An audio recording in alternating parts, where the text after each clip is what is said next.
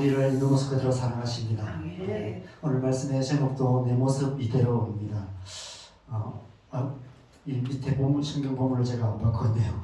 성경 본문은 열왕기상 12장 25절에서 33절까지 말씀입니다. 우리가 지금 묵상하고 있는 열왕기상 말씀, 오늘 본문이 조금 깁니다. 12장 25절에서 33절까지 말씀 천천히 한 목소리로 읽겠습니다. 시작.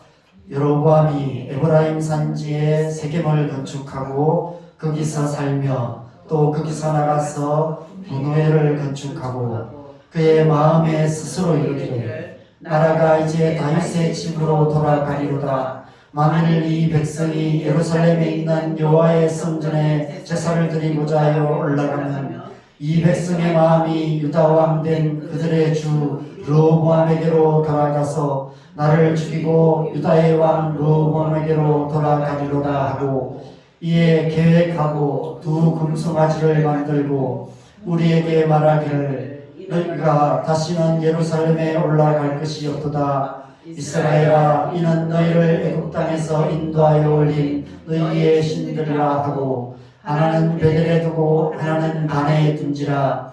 이 일이 죄가 되었으니 이는 백성들이 단까지 가서 그 하나에게 경배함이더라. 그가 또 산당들을 짓고 레위 자손 아닌 보통 백성으로 제사장을 삼고 여덟째 달 곧 그 달 15째 날로 절기를 정하여 유다의 절기와 비슷하게 하고 제단에 올라가되 베델에서 그와 같이 행하여 그가 만든 송아지에게 제사를 드렸으며 그가 지은 산당의 제사장을 베델에서 세웠더라. 그가 자기 마음대로 정한 달 곧 여덟째 달 15째 날로 이스라엘 자손을 위하여 절기로 정하고 베델에 쌓은 제단에 올라가서 분향되었더라. 아멘. 아멘. 여러분, 솔까말이라는 말을 들어보셨죠? 솔직히 까놓고 말한다, 이런 말의 줄임말, 이런 말로 요즘 많이 쓰이는 말입니다. 오늘은 솔직히 까놓고 말하는 시간을 좀 가지려고 합니다. 근데 솔직히 까놓고 말하면 상처받을 수 있으니까 말은 하지 마시고 솔직히 까놓고 한번 생각해 보시면 좋겠습니다. 여러분은 지금 만족하십니까? 여러분의 마음에 만족이 있으십니까? 여러분의 삶에 대해 만족하십니까?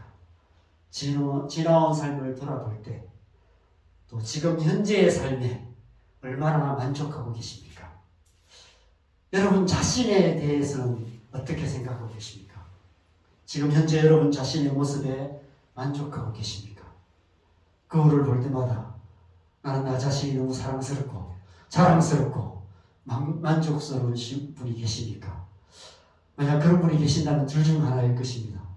공주병, 왕자병, 그런 어떤 중증 환자이시거나 아니면 정말 하나님을 깊이 만나서 하나님의 사랑을 깊이 아는 그런 성숙한 사람이거나 둘 중에 하나일 것입니다. 후자이시길 바랍니다. 네.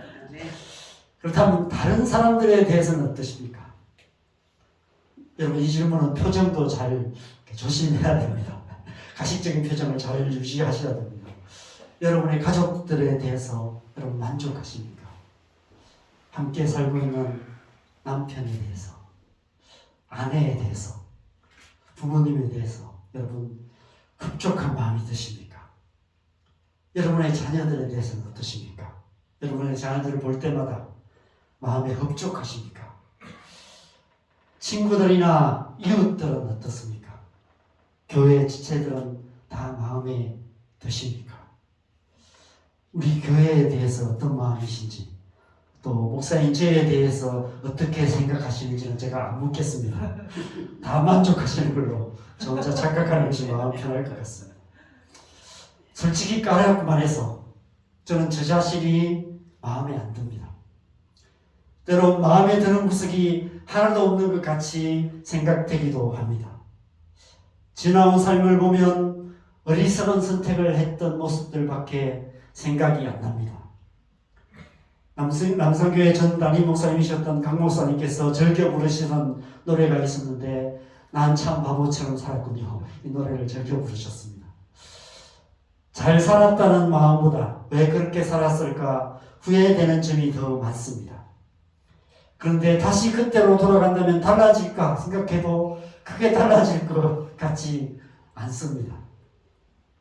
현재 저의 모습에 대해서도 회의가 될 때가 많습니다. 30년을 사역자로 살았는데 이제 개척교회를 시작했습니다. 다른 사람 같으면 교회 사역 잘 마무리하고 은퇴할 나이 가까이 되었는데 이 나이에 개척이라니. 주변에 성공적인 사역을 하시는 분들을 보거나 선교지에서 사역하시는 분들이 정말 놀라운 일을 하고 계시는 모습을 보면 부러운 마음이 듭니다. 유튜브로 유명한 목사님들의 설교를 들으면 제가 감히 흉내낼 수조차도 없는 명설교들을 원고도 보지 않으시고 이렇게 술술 하십니다. 제가 새벽기도 말씀과 또 이 주일 설교 영상을 유튜브로 올리면서 문득 이런 생각이 듭니다. 이런 명설교들이 유튜브에 가득한데 거기에 제 설교 하나 더 올리는 것이 무슨 의미가 있을까 이런 생각이 들기도 합니다. 제가 너무 솔직히 까놓고 말해서 목사가 왜 저래 이런 생각이 드십니까?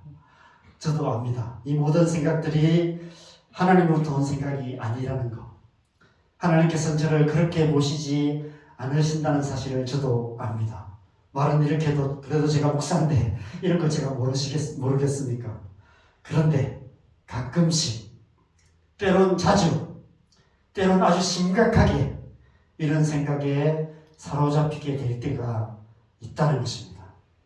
아마 여러분도 그러실 것입니다. 여러분도 다 아실 것입니다. 하나님께서 지금 우리를 있는 모습 그대로 사랑하신다는 것, 하나님께서 우리 각자를 다르게 만드셨다는 것, 토기장의 비유에 대해서도 아실 것이고 큰 집에 있는 금그릇, 은그릇, 질그릇의 비유도 여러분 잘 아실 것입니다. 그런데도 가끔씩 때론 자주 때론 심각하게 이런 생각에 사로잡히게 되실 때가 있으실 것입니다. 세상 사람들은 물론이고 그리스도인들 가운데도 항상 이런 생각에 깊이 빠져 계시는 분들이 많이 계십니다. 왜 그럴까요? 왜 우리는 자꾸 하나님의 백성답지 못한 생각에 사로잡혀서 스스로를 괴롭히며 살아가고 있을까요? 여러분, 우리 자신이 마음에 안 들면 다른 사람도 그렇게 볼 수밖에 없습니다. 아무리 들어봐도 내 마음에 드는 사람을 찾기가 힘듭니다. 가족도 마음에 안 들고 자녀들도 마음에 안 들고 이 세상 모든 사람들이 다 마음에 들지 않습니다. 이 세상 정치가들이 하는 꼴도 마음에 안 들고 교회도 마음에 안 들고 저처럼 훌륭한 목사도 마음에 안 드는 그런 분들이 계십니다. 그래서 우리는 스스로 상처받을 뿐 아니라 서로 상처주고 상처받으며 살아가게 되는 것입니다. 도대체 왜 이러는 것일까요? 왜 그럴 수밖에 없을까요? 그 이유는 우리 사는 이 세상이 오늘 여로보암이 만들어 놓은 북이스라엘 같은 그런 세상이기 때문에 그렇습니다. 솔로몬이 수많은 이방 여인들을 사랑함으로 말미암아 그의 노년에 그의 중심이 하나님으로부터 완전히 멀어지고 말았습니다. 그래서 하나님께서 그 아들 르호보암 때에 나라를 남과 북으로 나눠지게 만드셨습니다.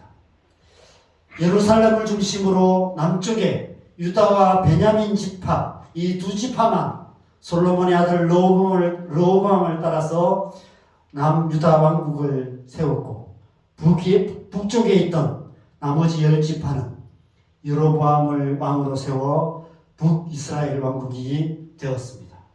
그런데 그 일이 일어나기 전에 열왕기상 11장에서 하나님께서 아히야 선지자를 보내셔서 여로보암에게 네가 왕이 될 것이다 라고 말씀하시며 이런 약속을 주셨습니다. 우리 11장 37절 38절 같이 읽겠습니다.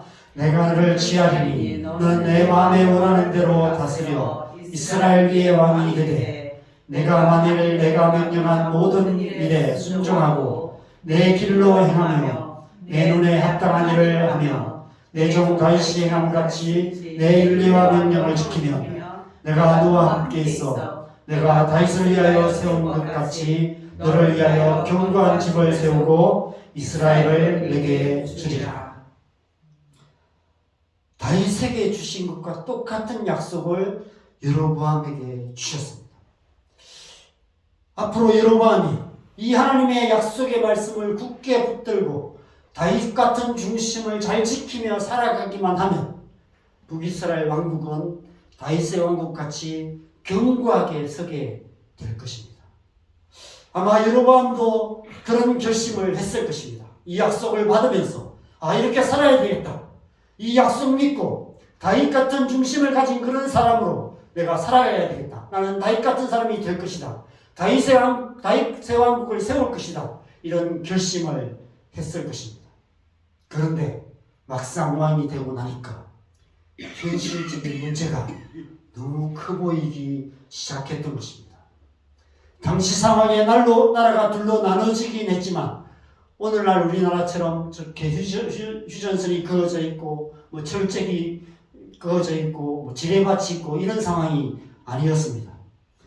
가나안 땅을 정복할 때 하나님께서 12지파에게 땅을 나누어 주셨습니다. 그래서 그 지파별로 경계선이 있었습니다. 큰 돌 하나 세워놓고 여기까지가 우리 땅이고 여기서부터는 너희 지파 땅이다. 이런 그런 개념으로 그렇게 땅이 나누어져 있었을 뿐이었습니다. 그 지계선이라고 얘기하죠. 땅의 경계선을 표시하는 돌만이 세워져 있는 그런 상황이었습니다. 그래서 예루살렘의 북쪽에 사는 10지파들이 여로보암을 따르기로 결정하긴 했지만 남유다 왕국에 자유롭게 왕래하는 그런 그런 어떤 상황 속에 남과 북이 나누어져 있었다는 것이죠. 그래서 여로보암이 생각하는 이 심각한 문제가 생긴 것입니다. 예루살렘에 솔로몬의 성전이 있다는 것입니다. 이 예루살렘에 있는 솔로몬의 성전이 하나님 앞에 예배하는 이 성전이 여로보암에게 있어서는 큰 걸림돌이 되기 시작했습니다. 이스라엘 백성들은 모세의 율법을 따라서 매 절기 때마다 예루살렘의 성전에 모여서 절기를 지켜야만 했습니다. 절기가 되면 북이스라엘에 있는 모든 남자들이 이 예루살렘에 가서 이 하나님의 성전에서 하나님을 예배하고 남유다 백성들과 교제하고 그런 시간을 가졌다는 것입니다.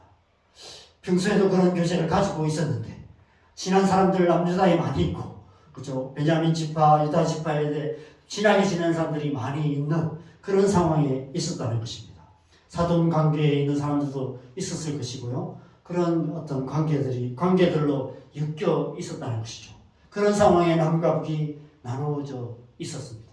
그런데 절기 때가 되면 이 북이스라엘 백성들이 모든 남자들이 남유다 왕국에 속해 있는 예루살렘에 가서 성전에서 예배를 드려요. 사람들과 교제를 해요. 어떤 얘기들을 할까요? 모이면 여러 가지 얘기들을 하면서 정치 얘기 이런 얘기들을 할 것이고 우리 왕이 어떻고 이런 얘기들을 하게 될 거라는 것입니다. 불을 보듯 뻔한 그런 일들이 일어나게 된다는 것이죠. 여로보암의 입장에서 생각하면 불안한 마음이 들 수밖에 없었을 것입니다. 26절에 보면 그 마음에 스스로 이르기를 이렇게 말씀하고 있습니다. 스스로 이런 생각이 들었다는 거예요. 지금은 북이스라엘 백성들이 자신을 따르고 있지만 자신을 왕으로 섬기고 있지만 시간이 지나면 점점 더 마음이 멀어져서 결국 다시 르호보암에게로 돌아가게 될 것이라는 두려움이 생겼던 것입니다. 이 문제가 너무 크게 보여서 밤에 잠이 안 오는 지경이 되었습니다. 심지어 이 백성들이 자신을 죽이고 다시 르호보암에게로 돌아갈지도 모른다는 과대망상에 사로잡히게 된 것 같습니다. 하나님의 약속을 굳게 붙들어야 되는데 현실이 너무 크게 보이고 자기 자신은 너무 작게 보이게 되었다는 것이죠. 여러분, 우리의 모습과 똑같지 않습니까? 우리가 어떤 삶의 문제에 부딪히게 될 때 그 문제는 너무 크게 보이고 우리 자신은 너무 작게 보이게 됩니다. 하나님의 말씀보다 우리의 삶의 현실의 벽이 너무 높아 보이고 우리 자신은 너무 초라하게 보이는 것이죠. 그래서 원인 모를 불안감, 막연한 두려움에 사로잡혀 살아가는 우리의 모습을 보게 될 때가 참 많이 있습니다. 여로보암은 지금 그 옛날 골리앗 앞에 서 있던 다윗 같은 상황에 놓이게 된 것입니다.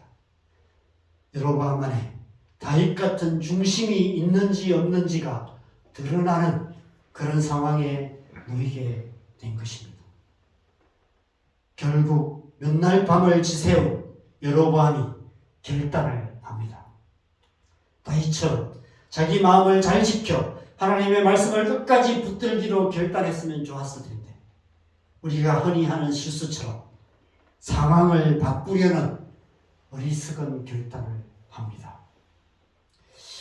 우리 마음만 고쳐먹으면 쉽게 해결할 수 있는 문제들을 주변 사람들을 바꾸려고 하고 가족들을 바꾸려고 하고 상황을 바꾸려 하기 때문에 가정에도 문제가 생기고 교회에도 문제가 생기고 사회에도 심각한 문제가 많이 생깁니다.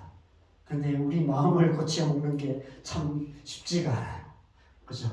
우리 마음 바꾸는 게 쉽지가 않습니다.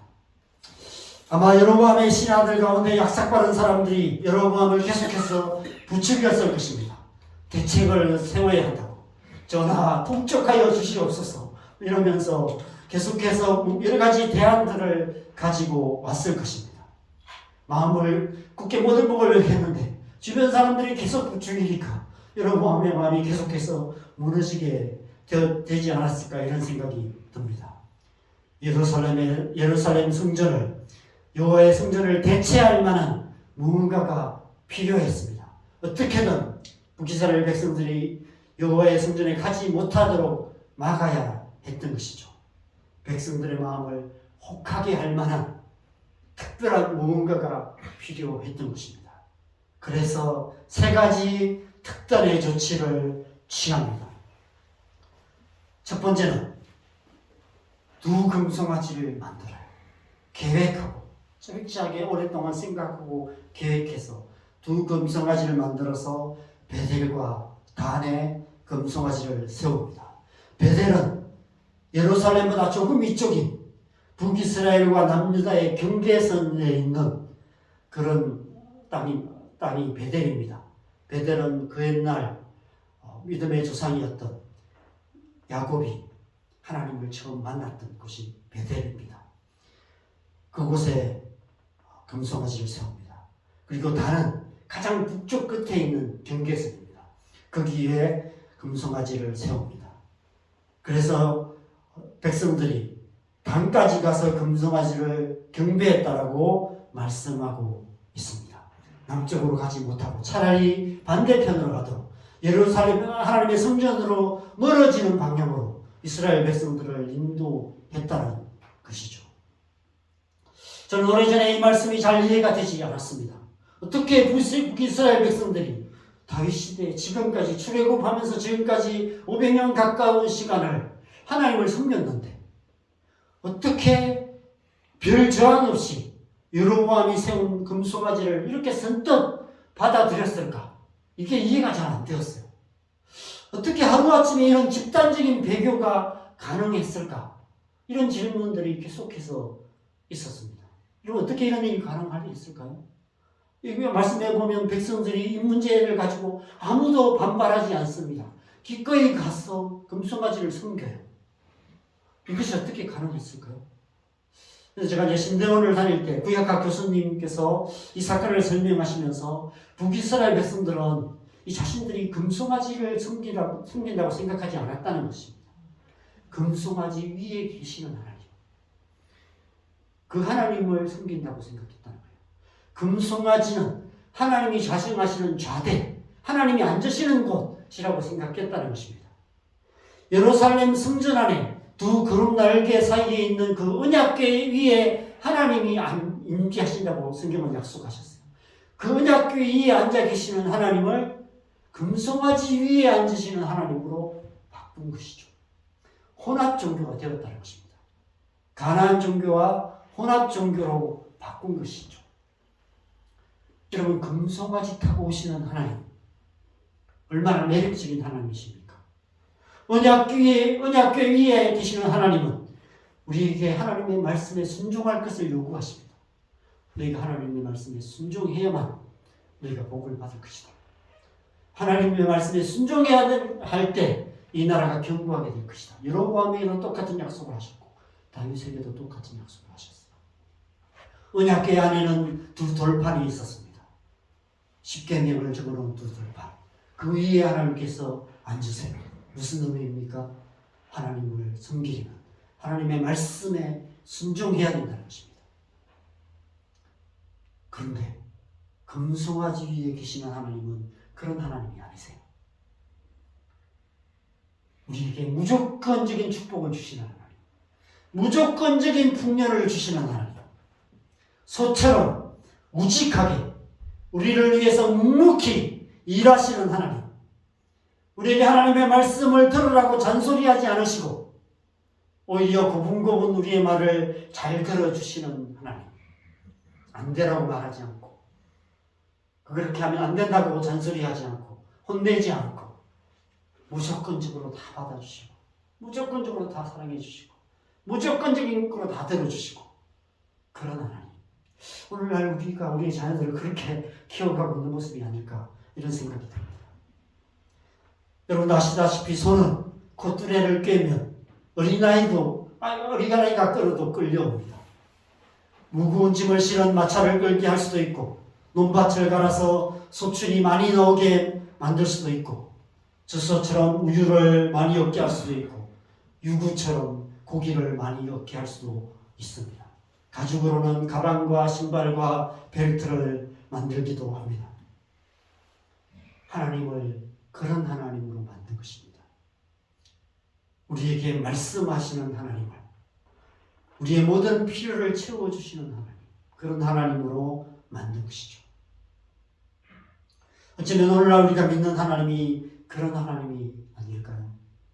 오늘날 우리가 믿는 하나님이 여로보암의 금송아지에 계시는 그 하나님이 아닐까 싶습니다. 우리의 기도가 하나님이 음성을 듣는 기도가 아니라 우리의 필요만을 집요하게 요구하는 기도가 되어 있는 것이 바로 그 증거가 아닐까 이런 생각이 듭니다. 여로보암의 금송아지를 통해 북이스라엘에는 물질 만능주의, 배금주의 그런 사상들이 가득하게 되었습니다. 오늘날 우리 사는 이 세상과 똑같은 세상이 된 것이죠. 여러분 다 좋습니다. 우리가 물질적인 풍요를 마다할 이유도 없고 하나님께서도 우리에게 풍요한 삶을 주시기를 원하시는 분이십니다. 그런데 문제는 하나님의 말씀대로 하나님께서 주시는 풍요가 아닌 인간의 방식, 인간의 생각, 인간의 노력으로 만들어가는 풍요는 모두가 다 공평하게 주어지는 풍요가 아니라는 것입니다.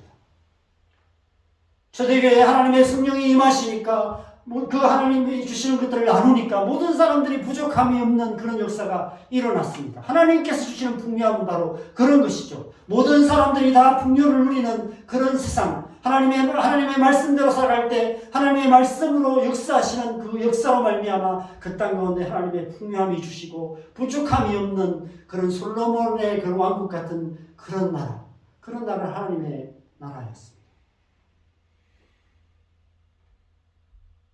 그런데 여로보암의 왕국은 그런 왕국이 아니었어요.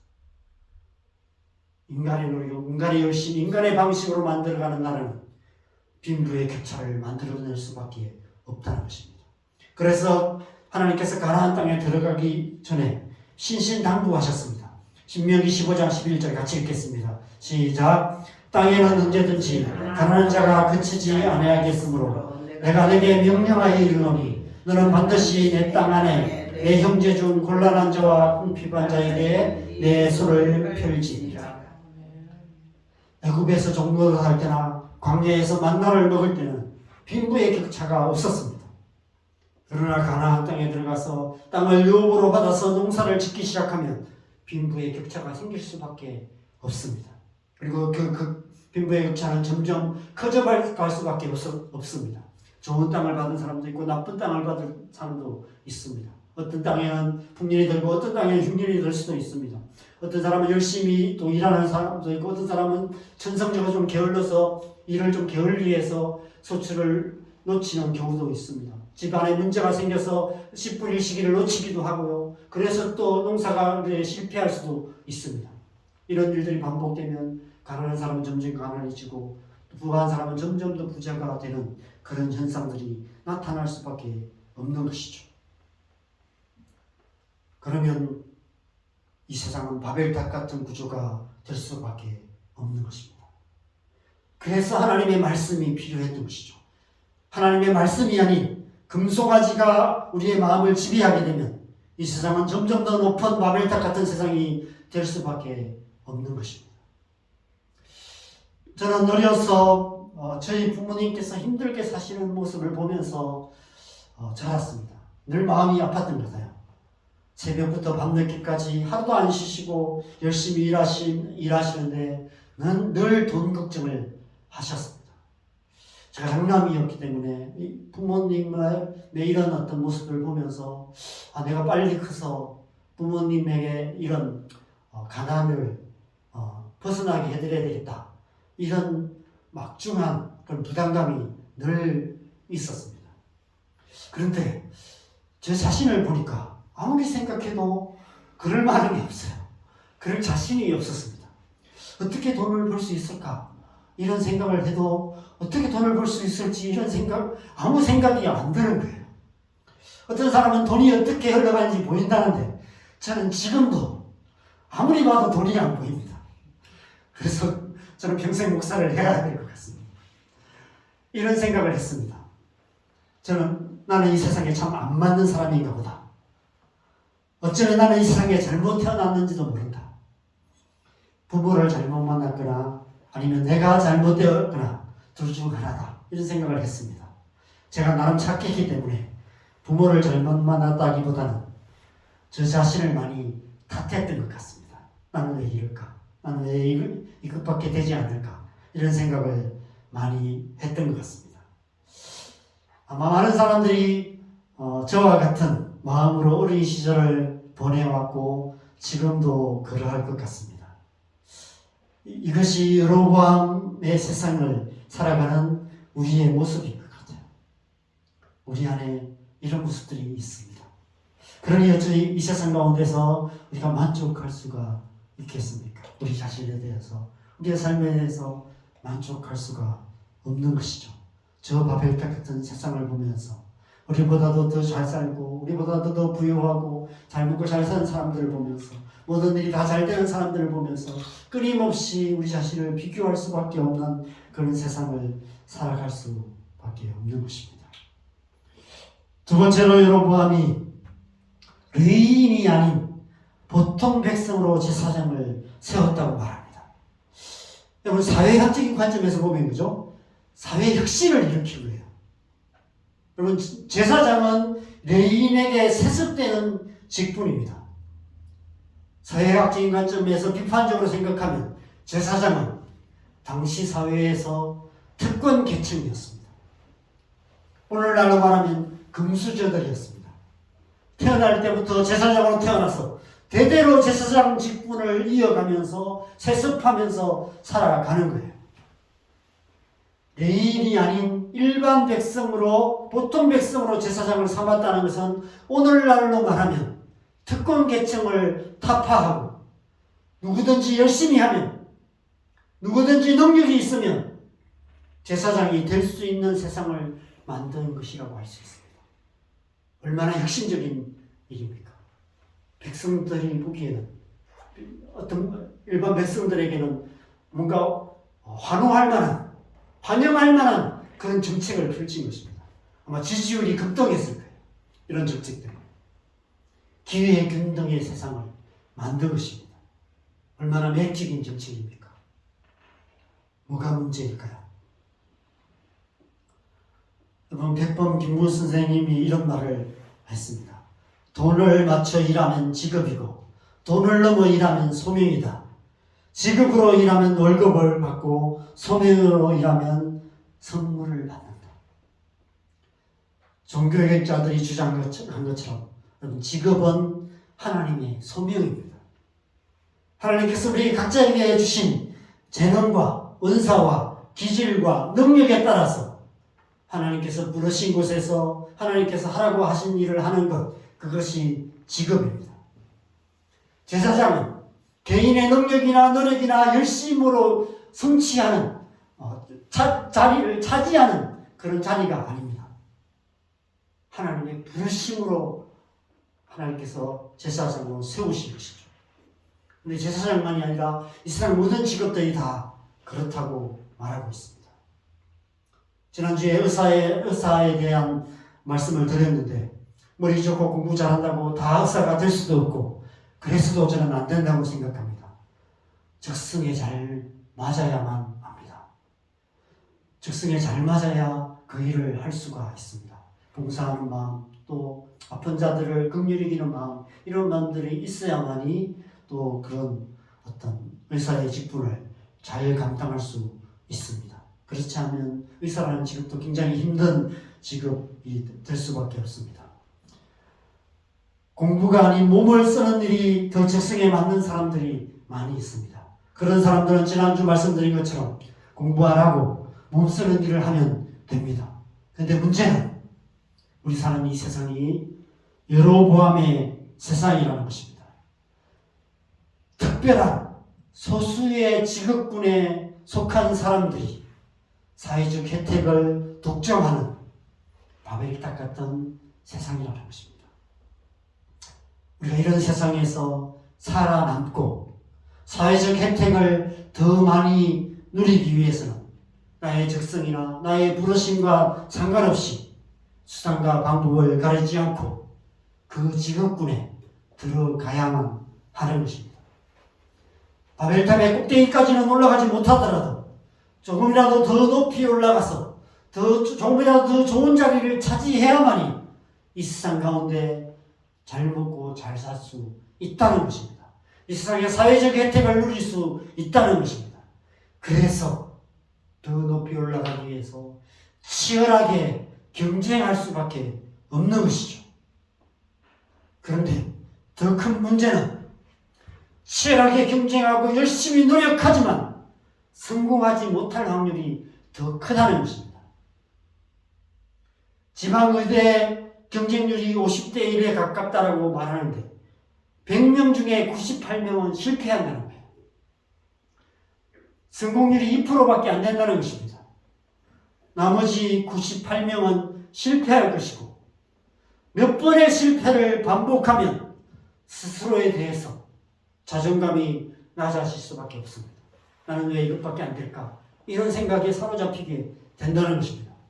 그런 사람들이 이 2명만 성공하고 98명이 실패하는 세상, 이런 세상에 살아가는 이 세상이 어떻게 만족할 수 있겠습니까? 실패의 기억만을 안고 움츠러든 삶을 살아갈 수밖에 없는 것이죠.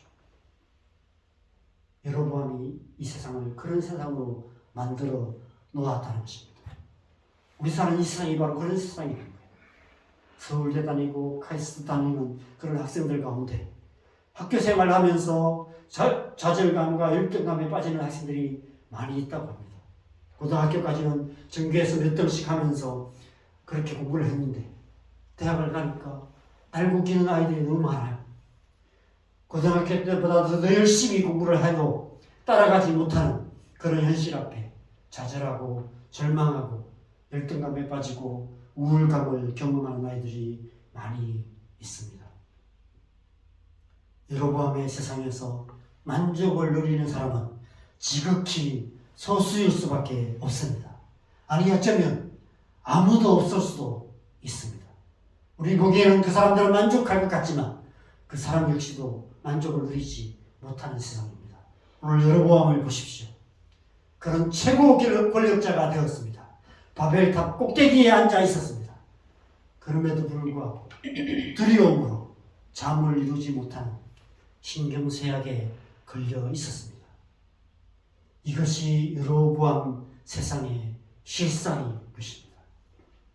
오늘날 세상에 우울증과 여러 가지 신경적인 정신적인 문제들이 많이 생기는 이유는 그 사람들이 문제가 아니라, 그 사람들이 약해서가 아니라 우리 사는 이 세상이, 이 여로보암이 만들어 놓은 이 북이스라엘 같은 이런 세상, 바벨탑 같은 세상이기 때문에 그렇습니다. 여로보암이 행한 세 번째 일, 자기 마음대로 절기를 정하였다라고 말씀하고 있습니다.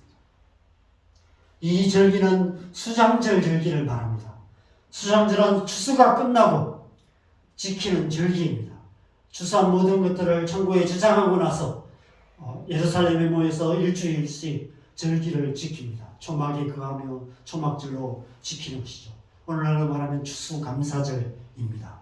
유대인 종교력으로는 7월 15일입니다. 그런데 이 7월 15일은 예루살렘을 중심으로 한 절기입니다. 그래서 남쪽 지역에 맞는 절기라고 합니다. 북쪽은 추수 시기가 조금 늦어요. 더 높은 곳에는 단쪽에는 한 달씩 그 추수 절기가 더 늦습니다. 그러면 이 절기를 지키기 위해서는 북쪽에 있는 사람들은 추수를 다 못 끝내고 덜 익은 곡식도 추수하고 와서 절기를 지켜야 한다는 것입니다. 아마 북이스라엘 백성들 가운데 이런 문제 제기를 하는 사람들이 있었을 것입니다. 그래서 여로보암이 자기 마음대로 북이스라엘의 현실에 맞게 8월 15일로 절기를 정한 것이 아닐까 생각됩니다. 하나님의 말씀이 우리의 삶의 현실에 맞지 않을 때가 있습니다. 하나님의 말씀과 우리의 삶의 현실 사이에서 여러분 우리는 어떤 선택을 합니까? 여로보암의 세상은 하나님의 말씀보다 현실을 선택하는 사람들이 살아가는 세상입니다. 하나님의 말씀은 이상적인 말씀일 뿐이다, 현실에 맞지 않는 말씀이다라고 주장하면서 현실적이 되라라고 주장하는 세상이 바로 우리 사는 이 세상입니다. 돈 문제나 부동산 문제나 동성애 문제나 결혼 문제나 사회적 이슈가 되는 민감한 문제들에 대해서 우리가 성경 구절들을 잣대로 들이밀면 꼰대라는 소리를 듣습니다. 그런데 여러분, 하나님께서는 우리를 현실적인 존재로 만드시지 않으셨습니다. 우리는 단지 떡으로만 사는 육신이 전부인 존재가 아니기 때문에 그렇습니다. 인간이란 존재는 원래부터 이상을 꿈꾸는 존재로 하나님께서 만드셨어요. 우리 안에는 저 영원한 하나님 나라를 향하는 마음이 있습니다. 영혼을 사랑하는 마음이 있습니다. 이상을 꿈꾸는 마음이 있습니다. 가장 이상적인 삶을 추구하는 마음이 우리 안에 본성적으로 있습니다. 잠언 29장 18절에 보면 묵시가 없으면 백성이 방자히 행한다라고 말씀합니다. 여기서 묵시는 비전을 말합니다. 이상을 말합니다. 하나님이 주시는 계시, 하나님이 주시는 꿈을 말하는 것이죠. 다르게 번역하면 하나님의 꿈이 없는 백성은 망한다라고 번역할 수 있습니다. 여러분, 인간이란 존재는 비록 이 땅에 발을 붙이고 살아가지만 저 하늘을 꿈꾸며 살아가는 존재인 것입니다. 그런데 여로보암은 이 세상을 30cm 앞 땅만 보며 살아가는 닭처럼 아무런 꿈도 꿀 수 없는, 꿈조차 꿀 수 없는 암울한 세상으로 만들어 버렸습니다. 그래서 우리의 자녀들이 꿈이 없어서, 꿈이 뭐냐고 물으면 꿈이 없어서 그냥 하루하루 재미있는 것만 찾으면서 그렇게 땅에 속한 삶을 살아가고 있는 것입니다. 우리는 이 세상에 태어나는 순간부터 이 여로보암의 세상에서 보고 듣고 배우며 살아가게 됩니다. 이런 세상 속에서 우리가 어찌 행복할 수 있겠습니까? 어떻게 우리가 만족할 수 있고 어떻게 우리가 이 세상 속에서 우리 자신에 대해서 우리의 삶에 대해서 만족감을 얻을 수 있겠습니까? 여로보암이 행한 이 세 가지 특단의 조치들은 태초에 아담과 하와를 유혹했던 선악과의 세 가지 유혹에 굴복한 것을 의미합니다. 보암직하고 먹음직하고 지혜롭게 할 만큼 탐스러운 그 유혹에 굴복하여서 선악과를 따먹었던 아담과 하와처럼 육신의 정욕과 안목의 정욕과 이생의 자랑이라고 요한일서에 표현하고 있는 이 세상의 유혹에 굴복하여서 태초의 아담과 하와가 이 세상을 타락한 세상으로 만들었던 것처럼 여로보암 역시도 그 유혹에 굴복함으로 북이스라엘 왕국을 가나안 땅화, 가나안화 만들어버리고 말았던 것입니다. 이것이 우리 사는 이 세상의 실상입니다. 우리는 지금 여로보암의 세상을 살아가고 있는 것이죠. 이런 세상을 살아가는 하나님의 백성들의 삶을 잘 노래한 찬양이 있습니다. 이 찬양입니다. 사람을 보며 세상을 볼 땐 만족함이 없었네. 나의 하나님 그분을 볼 땐 나는 만족하겠네. 여러분, 우리가 살아가는 이 여로보암의 세상은 만족함이 없는 세상입니다. 이 세상을 살아가는 한 이 세상 어디에서도 우리는 만족함을 찾을 수 없습니다. 사람을 보고 세상을 보고 우리 자신을 봐도 심지어 교회를 봐도 답답하기만 할 뿐 만족할 수가 없습니다. 오직 하나님을 바라봐야만 저 영원한 하나님 나라에 참된 만족이 있습니다. 그래서 예수님께서 이 땅에 오셔서 우리를 하나님의 백성으로 부르셨습니다. 예수님께서 이 땅에 오셔서 성령으로 세례를 받으신 후에 가장 먼저 하신 일이 무엇입니까? 광야에서 세 가지 세 가지 유혹을 이기신 일입니다. 돌을 떡으로 만들라는 유혹, 성전 꼭대기에서 뛰어내리라는 유혹, 내게 엎드려라는 사단의 유혹에 여로보암은 그 유혹에 굴복하여서 북이스라엘 왕국을 가나안화 만들어 버렸지만 예수님께서는 그 세 가지 유혹을 이기시고 이 땅을 향해서 하나님의 나라를 선포하시기 시작하셨습니다. 회개하라, 천국이 가까웠느니라. 그리고 그 다음 말씀을 보면 예수님의 제자들을 부르시는 말씀이 기록되어 있습니다. 바로 저와 여러분들을 그 나라의 백성, 예수님의 제자로 부르신 것입니다.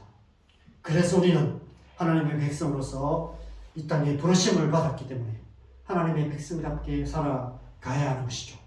이 세상 한가운데서도 예수님의 제자로서 제자된 삶을 살아가야 합니다. 어떻게 그렇게 살아갈 수 있습니까?